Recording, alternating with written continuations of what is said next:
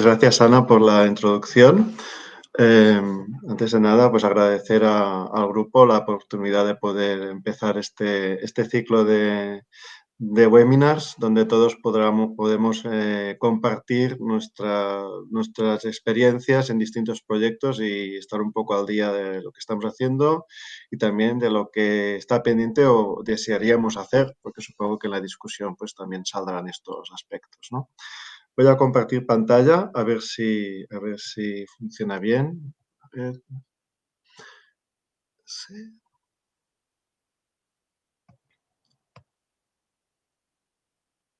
Antes funcionaba, ¿eh? Vamos a ver, espero que sí.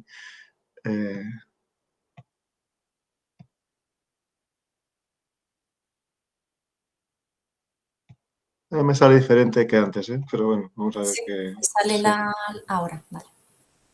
sí, pero no me sale la presentación, ¿eh? Un momento, que eso pasa siempre, es el directo, ¿eh? A ver ahora si me deja. Vamos a probar.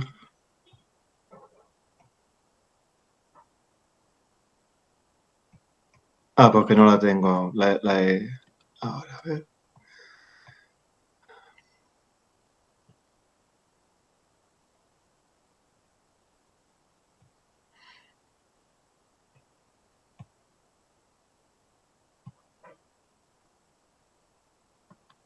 No sé si veis la pantalla ahora.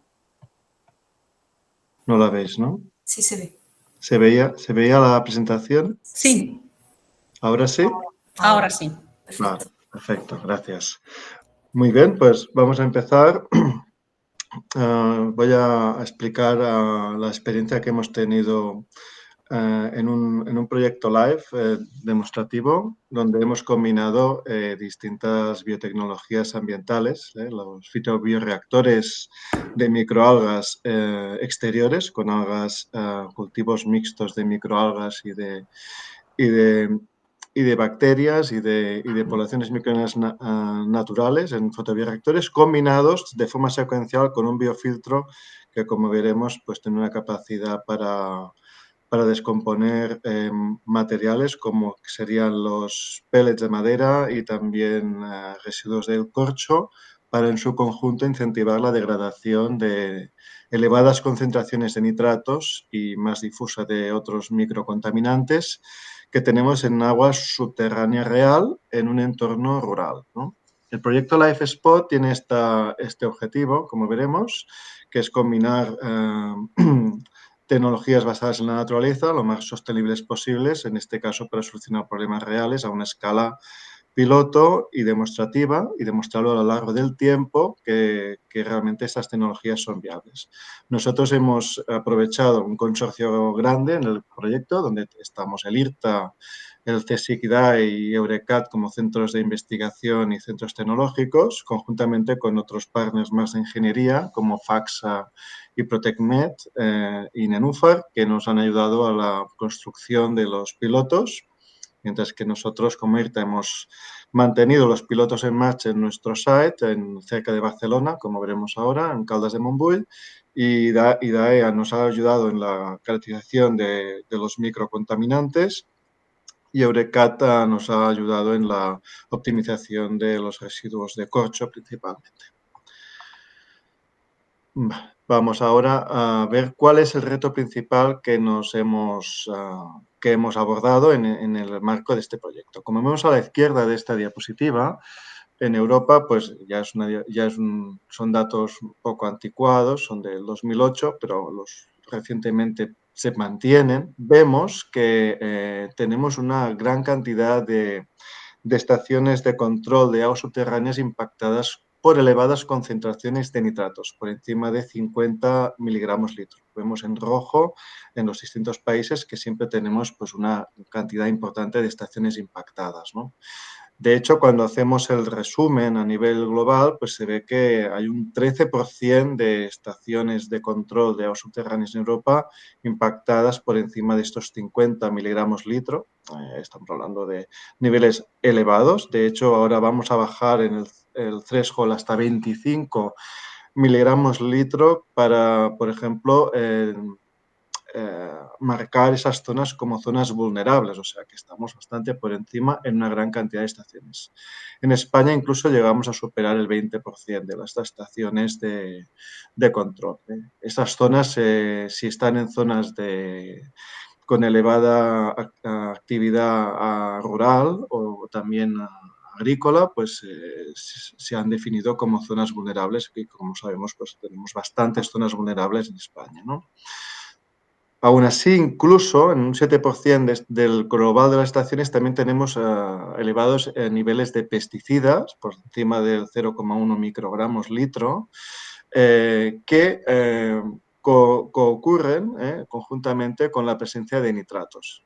Asimismo, también dependiendo de la zona, sobre todo en temas de fertilización orgánica, podemos ver también ciertas afectaciones también con antibióticos en las aguas subterráneas de origen tanto de gestión de riego o como también de purines en situaciones de reacción orgánica, tanto de origen humano como veterinario. O sea, tenemos este cóctel en las aguas subterráneas y muchas veces tenemos a la vez tanto los nitratos como antibióticos y algunos pesticidas, dependiendo de la actividad que se esté desarrollando en las distintas zonas o emplazamientos. El proyecto Life Spot como tal, como hemos dicho, pues quiere combinar, ¿no?, tecnologías sostenibles, Nature-Based Solutions o verdes, ¿no?, para eliminar contaminantes. En este caso son mezclas reales de nitratos con antibióticos y o pesticidas, dependiendo del site, ¿no? Y el objetivo es obtener agua potable, o sea, un objetivo bastante ambicioso, para poderlo utilizar para ganadería o pequeñas comunidades humanas en estas zonas rurales que están alejadas de plantas centralizadas de depuración de aguas residuales. Un poco este sería el objetivo. Para ello se pretende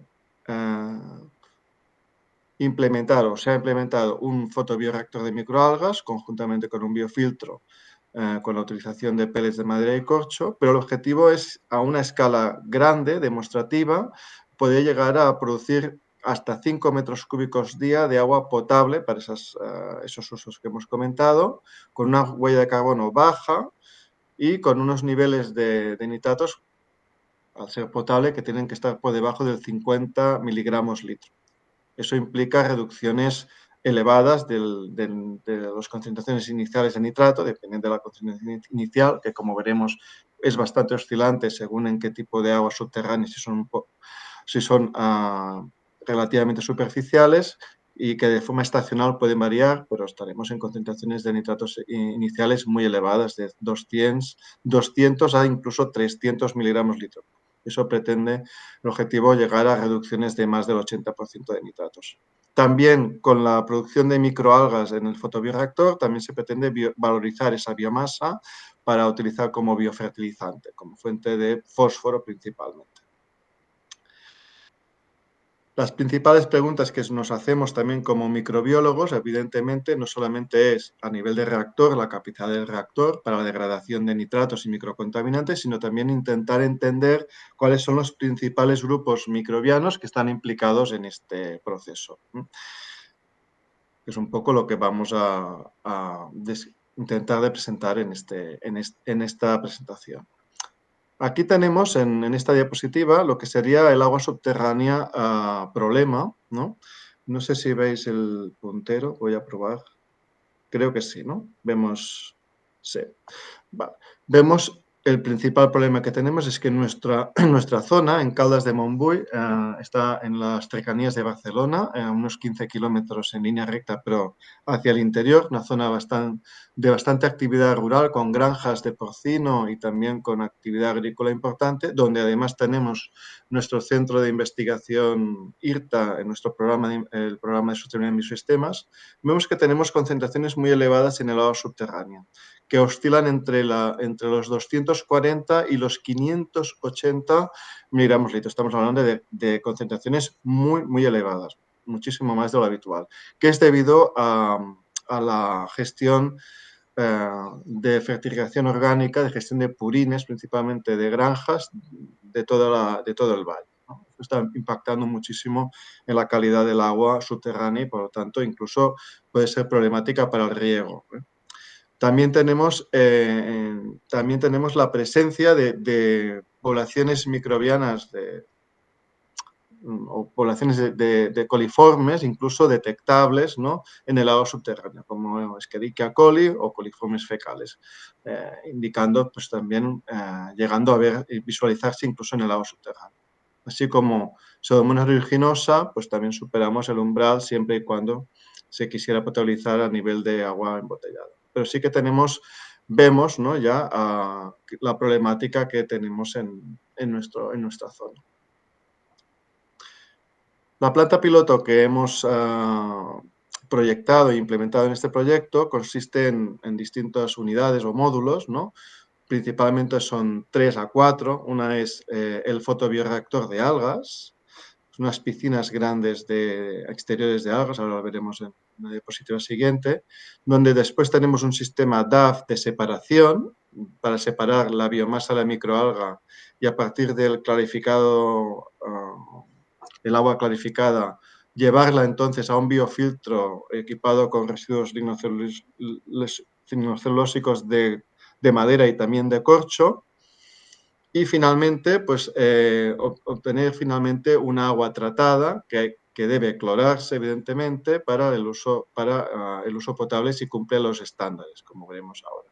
También tenemos un tanque para la obtención de fangos en el proceso de separación en el DAF para conseguir los fangos ligados al crecimiento previo de microalgas en el fotobioreactor. Este piloto funciona en continuo, ha funcionado durante 16 meses en continuo, en ese orden, del agua subterránea va al fotobioreactor donde se dosifica una pequeña cantidad de fósforo para incentivar el crecimiento de las microalgas con el nitrato como fuente de nitrógeno. Después separamos estas microalgas con un sistema DAF y a partir del clarificado tratamos ese agua posteriormente con un biofiltro. Y también podemos obtener los fangos de las microalgas para la valorización a fósforo u otros biofertilizantes. Hemos trabajado en 2 configuraciones. Una configuración que es la secuencialidad del fotobioreactor, el PBR, con el separador de microalgas y finalmente el tratamiento del agua clarificado con el biofiltro, por un lado, durante 12 meses, o 14 meses de hecho, y 3 meses hemos trabajado con el agua directamente enviada al biofiltro sin pasar por el paso previo del fotobioreactor, para ver hasta qué punto la secuencialidad de las 2 unidades, fotobioreactor y biofiltro, mejora lo que sería el tratamiento directo con el biofiltro. Ahora vamos a pasar a los resultados.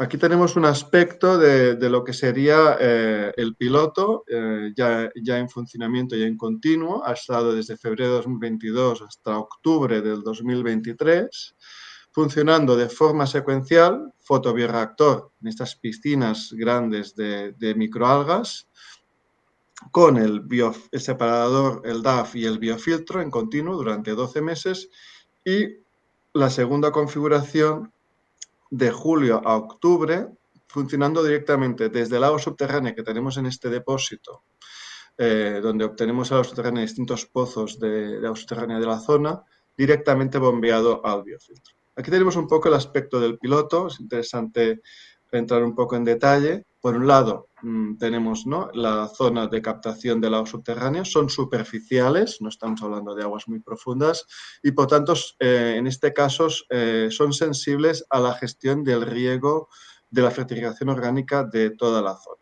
Eso implica subidas importantes de amonio en eventos posteriores a la fertilización con purines, sobre todo a finales de otoño, ¿no? El fotobioreactor vemos que tiene un tamaño importante, son piscinas de 18 metros cúbicos de volumen libre de agua a tratar y en ese fotobioreactor tenemos como unas claraboyas flotantes, unos light pits, que transmiten la luz solar en superficie hasta 1 metro de profundidad de fotobioreactor, mucho más de los 40 centímetros habituales que tenemos en un raceway, por ejemplo, que son los tradicionales mitocondriales que tenemos en aguas residuales de plantas de depuración de aguas residuales, ¿no? En este caso estamos tratando directamente agua subterránea, pobre en materia orgánica, pero muy rica en nitratos, ¿no? Tenemos que dosificar fósforo estamos hablando de unas 5 ppm finales de fósforo en el agua, y además tenemos que dosificar también CO2, insuflar CO2 en el agua para poder mantener también el pH. La fotosíntesis de las microalgas nos sube el pH hasta pHs de 9 o 10, partiendo de pHs de 7,5, y para controlar el pH pues tenemos que bajarlo insuflando también CO2, que también es bueno para activar el crecimiento, la producción primaria de las microalgas. Finalmente, este cultivo de microalgas va al que sería el módulo del DAF, el separador de microalgas, que es un separador con coagulantes de cloruro férrico, tradicional de un sistema como de agua residual, donde separamos, ¿no?, la materia orgánica, que sería la biomasa, principalmente de microalgas, y obtenemos una fracción clarificada que va finalmente al biofiltro, donde estamos hablando de un biofiltro de 5 metros cúbicos de pellets de madera y corcho, donde sumergidos en agua, estamos hablando de que está saturado de agua, por tanto son condiciones hipóxicas, anóxicas principalmente, e hipóxicas en la parte superficial.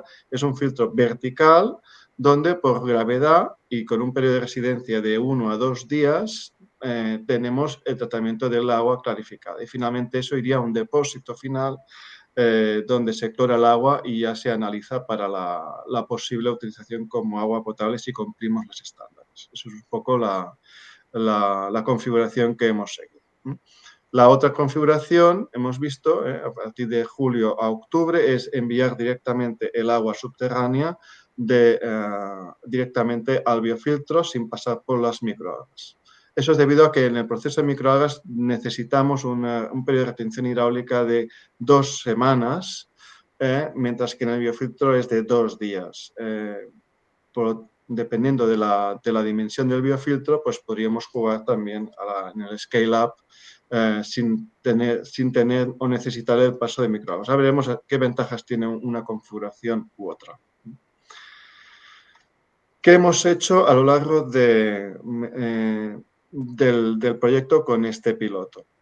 Básicamente hemos hecho una caracterización, un monitoreo físico-químico y microbiano del proceso en distintas estaciones del año, ya que el agua subterránea, como hemos comentado, pues, de forma estacional varía bastante, sobre todo en las concentraciones de nitratos.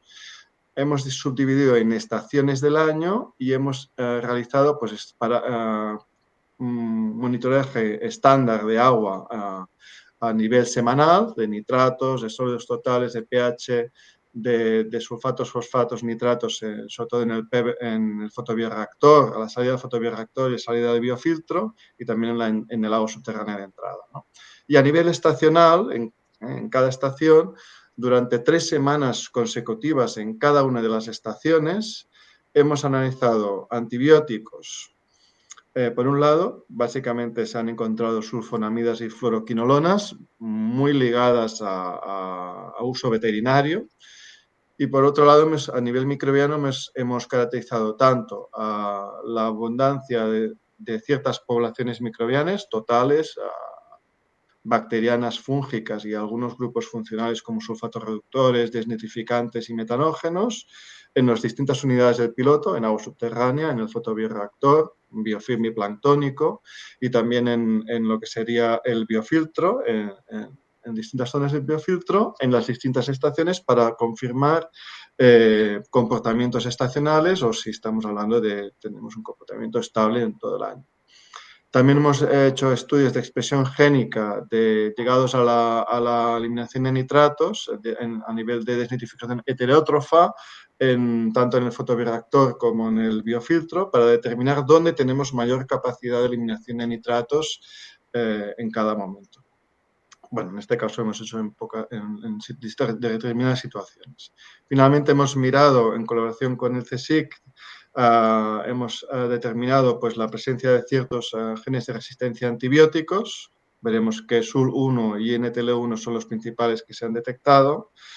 Y finalmente hemos hecho también un estudio global de diversidad microbiana mediante metataxonomía de distintos grupos de microorganismos, de dominios, tanto de protistas, de las microalgas eucariotas, mediante el 18S, y después a nivel de procariotas hemos seguido por el 16S la región impermeable 4-5, las poblaciones de bacterias y arqueas, y finalmente a nivel de hongos, mediante la región ITS2, pues hemos determinado también la presencia de ciertos hongos de interés, sobre todo en el biofiltro, en los residuos de madera. Vale. Pues vamos a pasar entonces a los resultados que hemos obtenido a lo largo de, como hemos comentado, este monitoreo que hemos hecho a lo largo de 4 estaciones. El objetivo del monitoreo es entender dónde está la capacidad real para la eliminación de nitratos, cuáles son los mecanismos que hay detrás de esta eliminación, puede ser biológica o a veces abiótica o combinación de ambas, y también la capacidad en la eliminación de microcontaminantes, principalmente antibióticos. Es lo que hemos encontrado más en este agua subterránea, ya que los pesticidas están en trazas muy, muy bajas. Primero empezamos con la capacidad de eliminación de nitratos, ¿no? Podemos ver aquí, son 2 gráficos. En la izquierda tenemos el gráfico ligado a la capacidad del fotobioreactor de algas. A lo largo de, estamos hablando de 700 días, son 2 años, ¿no? Tenemos que concentrarnos en los primeros 3 sectores donde tenemos el fotobioreactor en combinación con el biofiltro, pero en el fotobioreactor lo que vemos es, en verde claro, vemos lo que es la entrada de agua a nivel del agua subterránea, y en azul oscuro, en azul, vemos lo que sería la salida del fotobioreactor. Como podemos ver, la capacidad del fotobioreactor es baja a nivel de concentraciones tan elevadas de nitratos. Estamos por encima de 200 miligramos litro en gran parte del año, ¿no? Vemos que no tiene una gran capacidad de eliminación de nitratos. Estamos hablando de una capacidad de eliminación nuevamente entre 30 y 40 miligramos litro. Pero claro, cuando estamos por encima de 300, pues estamos hablando de este 5 o 10% de eliminación como máximo. En rojo tendríamos el threshold, ¿no?, de 50 miligramos litro, que sería el límite para agua potable, ¿no? En cambio, cuando vemos el biofiltro, el agua de salida del biofiltro, que es el agua que llegaría después del fotobioreactor, sí vemos grandes eliminaciones en ciertos periodos del año. Ahora veremos más en detalle. Y vemos algunos periodos donde no tenemos tan buena eliminación. Después hemos hecho otro periodo más, explicaremos con más detalle, donde hemos probado distintos caudales de agua subterránea a tratar directamente en el biofiltro sin la presencia de fotobioreactor, que sería este periodo final, donde hemos visto que incluso en caudales elevados estamos cerca también de llegar al umbral por debajo de 50 miligramos litro. Ahora lo veremos también más en detalle.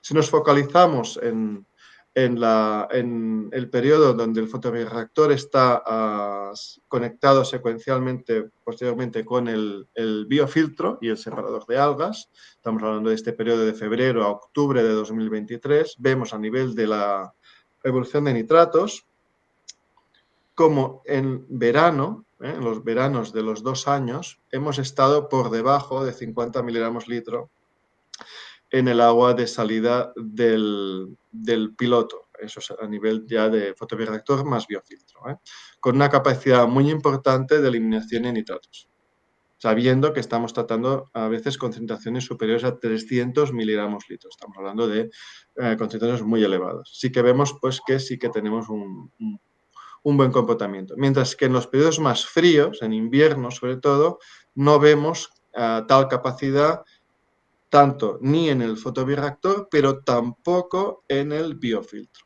O sea, estamos hablando de que las temperaturas bajas están influenciando, pues, evidentemente, ¿no?, en el proceso, ¿no? Aquí teníamos un resumen, ¿no? Vemos eso, que en periodos, estamos hablando de biofiltro 2 días de retención hidráulica, 16 en el PBR, estamos hablando de tratar, en este caso, 1 metro cúbico al día en el piloto entero de agua.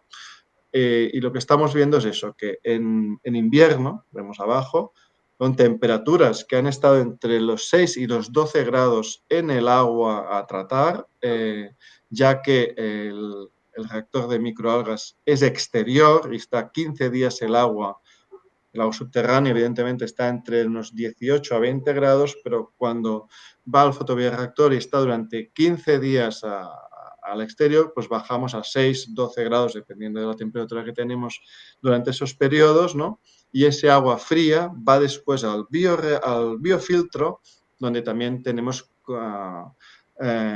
temperaturas pues muy bajas, ¿no? Y por tanto vemos esta parada en el comportamiento. O sea, sí que hemos detectado, el factor limitante básicamente es la temperatura. Por lo tanto, una solución podría ser enterrar, por ejemplo, el biofiltro subsuperficialmente en el subsuelo, ¿no? Y jugar un poco con la geotermia, ¿no? Con esa temperatura de 15 grados, ¿no? Donde sí sabemos que sí funciona el biofiltro, ¿no? Evidentemente, en invierno, debido a las bajas temperaturas y a las pocas horas de luz, el fotobioreactor de algas tampoco trabaja bien en lo que es producción de biomasa de microalgas. Pero ya hemos visto que en todos los periodos tampoco tenemos grandes bajadas de nitratos, ¿no? ¿Cuáles son los fenómenos que creemos que están sucediendo para que haya tanta biodegradación, por ejemplo, en el biofiltro, ¿no? Básicamente es la descomposición de los residuos lignocelulósicos. Hemos hecho estudios previos en el laboratorio comparando filtros de corcho con solo corcho o con solo madera y hemos visto que el corcho pues, no tiene la capacidad ni por asomo de incentivar la degradación de nitratos como lo tienen los nitratos en condiciones hipóxicas. Y evidentemente es debido a la biodegradabilidad mayor de la celulosa y hemicelulosas que tenemos en los residuos de madera, ¿no? Que sí son capaces de promover la generación de BFAs, ¿no? Acetatos, propionatos principalmente, que en condiciones hipóxicas, hemos visto que el biofiltro está saturado de agua, pues incentivan lo que es la desnitrificación heterótrofa, básicamente. Estamos hablando de este proceso. Este es el principal proceso y el reto está en mantener de forma simultánea una correcta hidrólisis, transformación y fermentación de los residuos lignocelulósicos con una rápida desnitrificación heterótrofa, todo a la vez, para poder afrontar concentraciones elevadas de nitratos o caudales elevados de nitrógeno en forma de nitrato, por ejemplo, en el biofiltro. Eso es un poco el reto, es mantener de forma simultánea esta capacidad. Para ello se necesitan periodos de startup que pueden llegar a ser de 3 a 6 meses para que el sistema esté bien sincronizado. Pero una vez lo está, es muy estable. Es lo que hemos visto en este tipo de bioprocesos. Así, a modo de resumen, a nivel de nitratos, lo que hemos visto que en invierno, en periodos fríos, tenemos pues realmente una eliminación mucho más baja de nitratos, ¿no? Que en los periodos más cálidos, ¿no? Llegando a porcentajes del 80 al 90% en periodos cálidos. A nivel global, si miramos a nivel lo que es la capacidad real de eliminación de nitrato por metro cúbico día, ya para poderlo comparar con otros bioreactores, vemos que estamos entre 40 y 70 gramos de nitrato por metro cúbico día, que estaríamos en un rango ya parecido a rangos que se han descrito para reactores con wood chips, ¿no? Con residuos lignocelulósicos, pero a nivel de laboratorio se han descrito de alrededor de 80 gramos nitrato a metro cuadrado día. Nosotros estamos entre 46 y 71, pero en condiciones ambientales y a una escala mucho mayor. O sea, que los resultados podríamos decir que son bastante positivos a esta escala.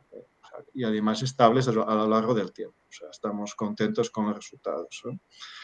básicamente. Lo único que el reto está en poder también mantener la capacidad en invierno, que como os he dicho, hemos comentado, pues una opción sería enterrar el biofiltro debajo del suelo superficial, ¿no?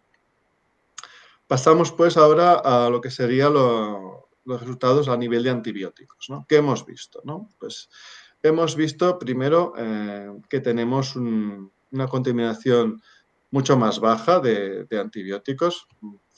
La escala, estamos en nanogramos litro, o sea, no estamos ya a miligramos litro, estamos en nanogramos litro, entre 0 y 150 nanogramos litro. Principalmente hemos visto que tenemos sulfonamidas y fluoroquinolonas como antibióticos, y aquí lo que vemos es, por ejemplo, en 2 meses donde hay pues, actividad importante, ¿no? Hemos visto pues, en las distintas unidades del piloto qué es lo que tenemos, ¿no? Por un lado, en el agua subterránea, donde vemos distintos tipos de antibióticos. Hay que destacar la sulfometacina, que es esta barra salmón, con la sulfametoxazol y también la sulfotiazol. Y después también es interesante ver la ciprofloxacina, como veremos, porque también es degradable, ¿no? Después tenemos lo que sería el reactor de microalgas, el PBR, donde vemos, ¿no?, que no hay una gran transformación de la mayor parte de antibióticos, aunque sí que tenemos algunos pues, que bajan pues, relativamente, ¿no? Las sulfometacinas, por ejemplo, hemos visto que bajan de una forma un poco significativa. Pero sí que es muy interesante ver el proceso DAF, el proceso donde hacemos la recuperación de la biomasa de microalgas mediante cloruro férrico, esa floculación de biomasa, donde vemos una gran eliminación de antibióticos en este paso. En estudios posteriores que se han realizado, no hemos visto una gran cantidad de antibióticos acumulados en los lodos de la biomasa de microalgas. O sea, no es en los lodos, sino que no hemos visto grandes concentraciones de antibióticos acumuladas en los lodos, aunque sí que de sulfometacina un poco. Lo que sí vemos es que la producción de biomasa de microalgas a nivel de sólidos totales sí que promueve después que la floculación con cloruro férrico incentive la eliminación de lo que serían los antibióticos. Ese sería un poco el resultado. O sea, es el cloruro férrico el que ayuda a bajar, a precipitar los antibióticos. Después, a nivel de clarificado, los antibióticos que aún quedan, como la sulfametacina, pues hemos visto que se degradan completamente en el biofiltro, por ejemplo, ¿no? Y también la ciprofloxacina. Estos dos antibióticos hemos visto que en el biofiltro sí que también se pueden degradar. Como no se ha probado en esta primera fase el agua subterránea directa, no sabemos qué pasa con el resto de antibióticos que ya son eliminados en el proceso de obtención de la biomasa, de floculación de la biomasa de microalgas. Eso lo hemos visto posteriormente, como veremos después, cuando hemos probado directamente el agua subterránea con el biofiltro. A modo de resumen, vemos pues cómo en el gráfico de la derecha vemos que el principal porcentaje de eliminación de antibióticos lo hemos tenido en el DAF, en el separador de microalgas. Y después en el biofiltro, que sería en naranja, hemos tenido en salmón la degradación de algunos de los antibióticos, sulfometacina y ciprofloxacina. Básicamente es un poco la conclusión. Pero la biomasa que ha crecido en el fotobioreactor ha ayudado a que en el DAF tengamos un proceso de floculación interesante de antibióticos. Eso es un poco la conclusión. O sea, que sí que el fotobioreactor ayuda a que el proceso de floculación después nos elimine de forma más eficiente pues una gran cantidad de antibióticos. Volviendo un poco a los mecanismos o intentando entender los mecanismos de eliminación de nitratos en el conjunto del piloto, lo que se hizo es ver, por ejemplo, la expresión génica diferencial del gen NOS-Z, que es el último paso de óxido nitroso a nitrógeno gas, que tienen principalmente los organismos que tienen la vía completa de desnitrificación heterótrofa, de tipo anaerobio, ¿no? Y lo que vemos es que a nivel de expresión génica diferencial, cuando se normaliza con la población total de bacterias, comparando lo que sería a nivel de fotobioreactor la biomasa planctónica respecto al biofilm, tanto del fotobioreactor como del biofiltro, vemos que es en el biofiltro de Pérez de Madrid donde tenemos una mayor expresión génica específica de desnitrificación. Y dentro del fotobioreactor, donde veíamos que había un 10% de eliminación de nitratos, que muchos era para biomasa de microalgas, pero otro sí que podría darse en los biofilms de biomasa de microalgas que crecen en esos light pits flotantes que hemos visto al principio, y no en la biomasa planctónica. Es donde en los biofilms, donde puede haber también condiciones hipóxicas, donde también puede haber, incluso en el reactor de microalgas, un poco de desnitrificación heterótrofa anaerobia. Pero principalmente hemos detectado que ha sido en el biofiltro donde hay esa actividad. Eso es un poco a modo de resumen lo que vemos, que hasta un 500 veces más expresión diferencial ligada a NOS-Z, la hemos visto en el biofiltro, que en la biomasa planctónica, por ejemplo, del fotobioreactor. O sea, incluso 20 veces más también en el biofiltro que incluso en el biofilm de la biomasa del fotobioreactor. O sea, es en el biofiltro donde tenemos mucha más actividad respecto a desnitrificante que respecto a las microalgas. Las microalgas nos ayudan a bajar el nitrato debido a su crecimiento, aunque hemos visto que tiene unas limitaciones de concentración. Cuando pasamos cuando hemos estudiado la capacidad del piloto sin pasar por el reactor de microalgas, hemos visto lo siguiente, lo que muestro aquí en esta diapositiva. A nivel de nitratos, hemos visto que sin la necesidad de pasar por el fotobioreactor, sino cuando el agua subterránea va directamente a nuestro biofiltro, cuando hemos incrementado el caudal, en este caso es al revés porque es tiempo de retención hidráulica, la gráfica de la izquierda es cuando hemos a distintos tiempos de retención hidráulica, quiere decir 3 y 4 días de retención serían caudales más bajos y 1 a 2 días son caudales más altos, vemos que cuanto más alto es el caudal, evidentemente menos eliminación de nitrato tenemos. Estamos hablando de concentraciones muy elevadas. Y hemos visto que entre 4 y 3 días de retención serían las capacidades máximas de nuestro biofiltro, de tiempo de retención hidráulica.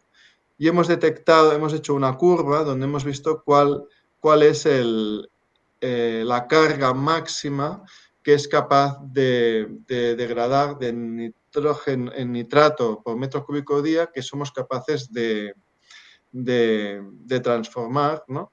Entonces, en el sistema. Hemos llegado a la conclusión de que entre 1 y 2 días de retención hidráulica es donde tenemos la mayor capacidad del biofiltro para nitrato. Y respecto a los microcontaminantes, a la derecha tenemos los antibióticos y los genes de resistencia a antibióticos. ¿Qué vemos?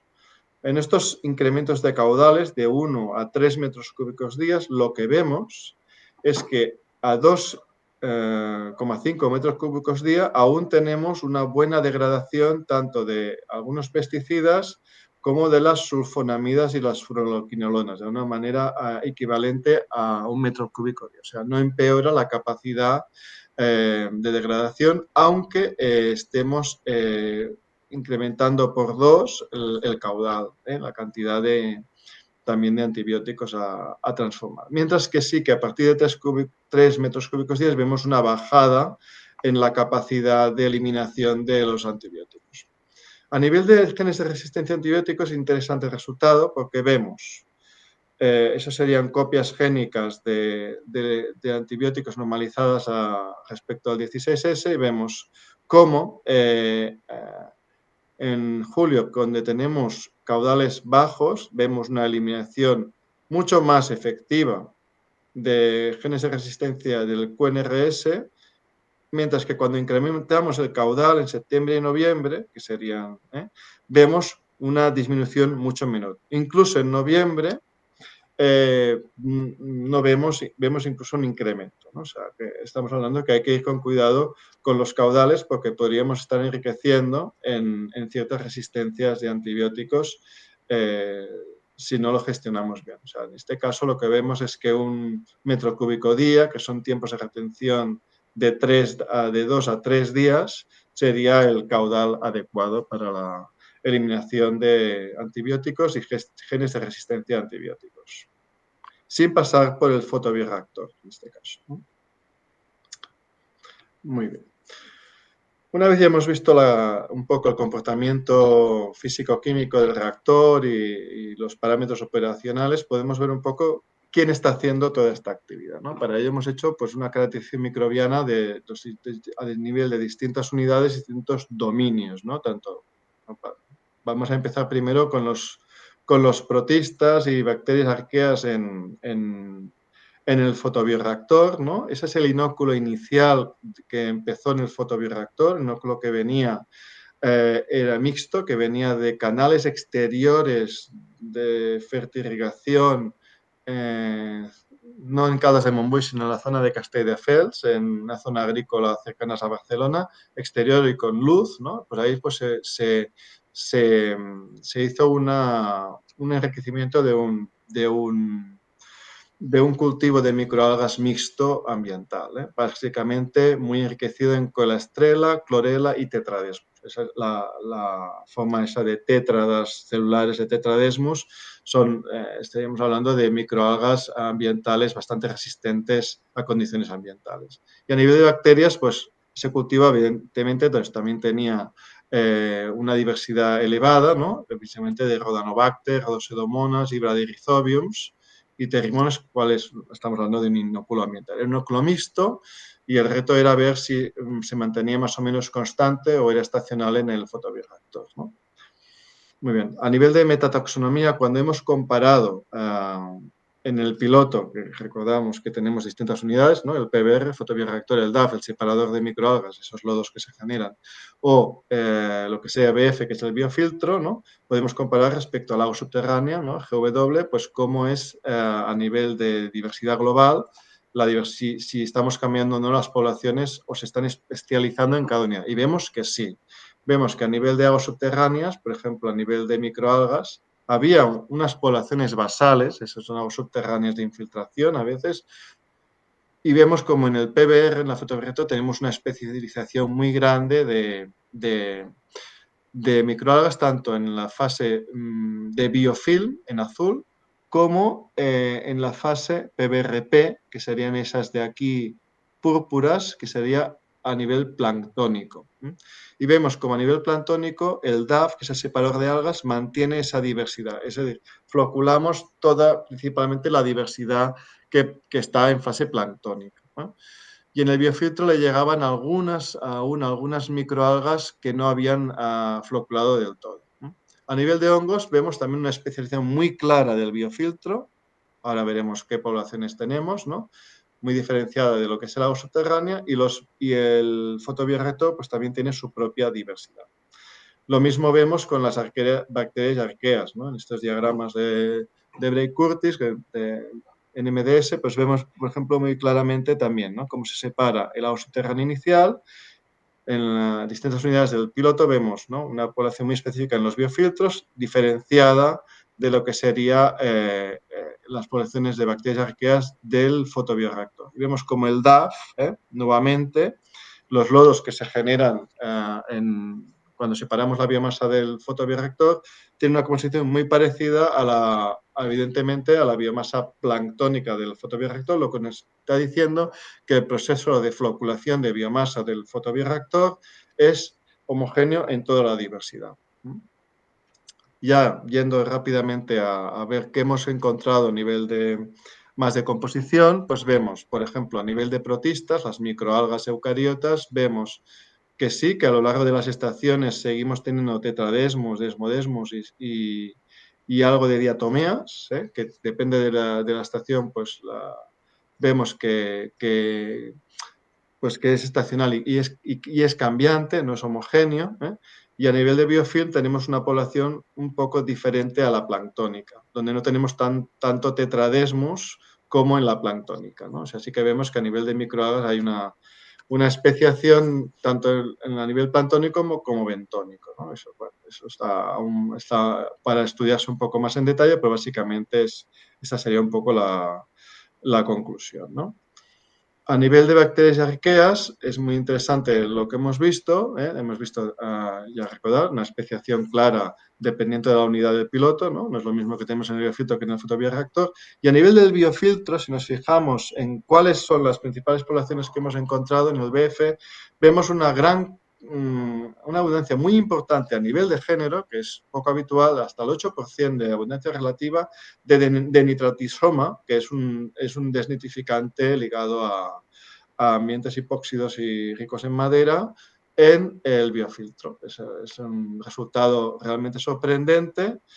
Después lo podemos discutir porque en otro piloto que tenemos en otro sitio, en Castellón, con agua subterránea diferente, pero con pellets de madera empezados desde cero, también hemos visto enriquecimiento en denitratisoma nuevamente. No sabemos si son a nivel de secuencia son lo mismo o no, si están en los pellets de madera o el origen es realmente sorprendente, pues sí que vemos que en estos sistemas hipóxicos de madera inundada se enriquecen en denitratisoma, que podría ser el principal desnitrificante heterótrofo estable, porque lo tenemos a lo largo de todo el año, ¿no? También vemos la presencia de ciertas cianobacterias como Croococcidiopsis a nivel en este caso del biofiltro, del fotobioreactor, teníamos microalgas tipo tetradesmos, pero a nivel de procariotas, a nivel de cianobacterias, es Croococcidiopsis, que están muy ligadas a cantidades de luz bajas, luz difusa. Son cianobacterias muy especializadas, son bastante extremófilas. Hemos mirado también la presencia de cianotoxinas en estos experimentos a lo largo del año y no las hemos encontrado, o sea, no son productores de cianotoxinas, pero estas cianobacterias son muy interesantes porque son de las que se quieren utilizar para la terraformación de Marte para generar atmósferas de oxígeno. Son muy extremófilas, pero las hemos encontrado también en nuestro fotobioreactor, ¿no? Cuando hemos puesto distintos caudales en el biofiltro, eso solamente es para ver distintos caudales a lo largo de 3 meses, no vemos un cambio muy radical en el biofilm del biofiltro, lo cual es estable. Y esta banda de aquí, ese es denitratisoma, que sigue estando pues, de forma importante en el biofilm, ¿no? Esos serían las bacterias y arqueas tanto en el agua subterránea como en el efluente del biofiltro. Y finalmente, a nivel de hongos, nuevamente en el biofiltro encontramos a nivel de género, ¿no? Géneros muy especializados en el BF, en el biofiltro, respecto a las otras unidades, ¿no? Y muy ligadas también a residuos de madera enterrados, ¿eh? Pleurotheciela, Faeca cremonium, Piranocaeta, Cercófora, todos ellos están ligados a poblaciones fúngicas ligadas a la descomposición de la madera en ambientes tanto superficiales, pero también en maderas que están sumergidas, como por ejemplo Pleurotheciela, ¿no? Que está ligada, por ejemplo, a residuos de madera, por ejemplo, el Titanic, por ejemplo, de maderas enterradas, o en este caso incluso en el medio marino, ¿no? Con bajas concentraciones de oxígeno. O sea, sí que es muy especializado el ambiente que tenemos en el biofiltro, ¿no? Y finalmente, a nivel del agua tratada, hemos visto ya toda la composición que tenemos, muy especializada. Lo que vemos es que después de tratar el agua, en marzo de 2023 sí que conseguimos llegar a niveles, se analizaron 144 compuestos de la directiva para el tema de la potabilidad de agua y vimos que en 4 de los parámetros aún podíamos estar un poco por encima. Para agua potable embotellada, no es nuestro objetivo embotellar agua, pero sí que en Clostridium aún había a la aparición de algunas esporas, podría ser debido al ambiente anóxico del biofiltro. Había que mejorar un poco más la cloración, pues estamos en la parte baja. Y a nivel de nitratos, en abril-mayo ya conseguimos estar en 28 miligramos litro, Eso es debido a que entra mucho nitrato durante el invierno y hay que esperar hasta que se vaya. Y cuando encontramos ya con nitratos bajos, probamos la prueba final, que es dar agua a animales reales en granja de conejos, que es las últimas diapositivas de hoy prácticamente. Es un experimento real hecho con 144 conejos en agua de red y en agua tratada, clorada, y vimos pues en un periodo de 7 semanas de engorde pues qué pasaba, ¿no? Vimos que no hubo mortalidad de animales ni enfermaron en el agua tratado, solo en el agua de red sí que enfermaron, pero en nuestra agua tratada no. Y el resultado final fue además que la conversión, la eficiencia de conversión, o sea, los conejos incrementaban más en peso comiendo menos pienso con nuestra agua que con el agua de red. Pero en general no hubo grandes diferencias utilizando nuestra agua. Los conejos bebieron una cantidad de agua parecida, un poco inferior, pero con una conversión superior de producción, y no hubo ni enfermedad ni mortalidad con este agua. Estamos hablando de tamaños muestrales de 144 conejos para el agua tratada y 132 del agua de red, ¿no? Y así, a nivel de conclusiones, porque veo que me estoy yendo un poco de tiempo, básicamente, ¿qué hemos visto? ¿No? Hemos visto pues, que a nivel piloto, ¿no? Sí que hemos llegado a estándares de potabilidad en prácticamente todos los parámetros, que hemos podido dar incluso este agua a escala real a conejos, que se trata de un animal muy sensible a las condiciones del agua, o sea, ha aceptado este agua. Hemos visto que hemos conseguido una elevada eliminación de nitratos con tasas de eliminación similares a reactores parecidos que están a escala de laboratorio y no piloto como este, ¿no? Hemos visto que pasando directamente el agua hacia el biofiltro sin pasar por el fotobioreactor, también tenemos resultados muy buenos de eliminación de nitratos, incluso también de antibióticos, pero que sí que hemos visto que el hecho de utilizar microalgas sí que puede favorecer la eliminación de antibióticos en el proceso de floculación de la biomasa en un DAF, por ejemplo. Eso puede ser interesante también, por ejemplo, en situaciones donde haya elevadas concentraciones de antibióticos y de pesticidas. Y finalmente, hemos descubierto la presencia estable de ciertas poblaciones de degradador, tanto especializadas en denitrificación heterótrofa con sistemas hipóxicos de este tipo, bajos en materia orgánica, pero que ricos en madera, ¿no? Que es materia orgánica de degradación lenta, como de nitratisoma. Hay que estudiarlo en detalle porque eso lo podemos discutir después. En otro piloto hemos encontrado también denitratisoma y son ambientes diferentes, con aguas subterráneas diferentes. Podemos discutir ahora. Y finalmente hemos encontrado hongos muy especializados en degradación de maderas en ambientes inundados, ¿no? Y nada, pues es un poco a nivel global. Hay interés en esa tecnología, en la tecnología de utilización de residuos lignocelulósicos como fuente de electrones para incentivar la desnitrificación de aguas pobres en materia orgánica, como puede ser agua subterránea, pero también pueden ser lixiviados hortícolas, ¿no? Y por lo tanto, pues puede ser interesante el escalado en distintas situaciones. Y bueno, y solamente a nivel de curiosidad, pues se están aún publicando artículos en base al proyecto. De momento tenemos estos 3 que los pongo solamente por si queréis ampliar un poco en resultados. Son bastante recientes, pero aún tenemos que profundizar un poco en la microbiología del proceso, en donde también estamos interesados en poder realizar también estudios más de metagenómica funcional en algunas situaciones. Por ejemplo, lo que hemos encontrado en el biofiltro de madera, pues puede ser muy interesante. Y bueno, este es un poco eh, un poco todo por hoy. Evidentemente, este trabajo pues, está hecho por un grupo importante, como hemos comentado. Lo tenemos aquí a los coautores a mano derecha de distintas instituciones, como del CSIC, de Eurecat, de Protecnet FAXA y también del IRTA, ¿no? El piloto ya no está físicamente en el IRTA, pero lo hemos tenido eso durante 2 años y lo hemos tenido que mantener y hacer todo el monitoraje y todo el estudio. y el interés en continuar en esa tecnología pues existe y ahora estamos en fase de ver a nivel demo donde también podemos también utilizar.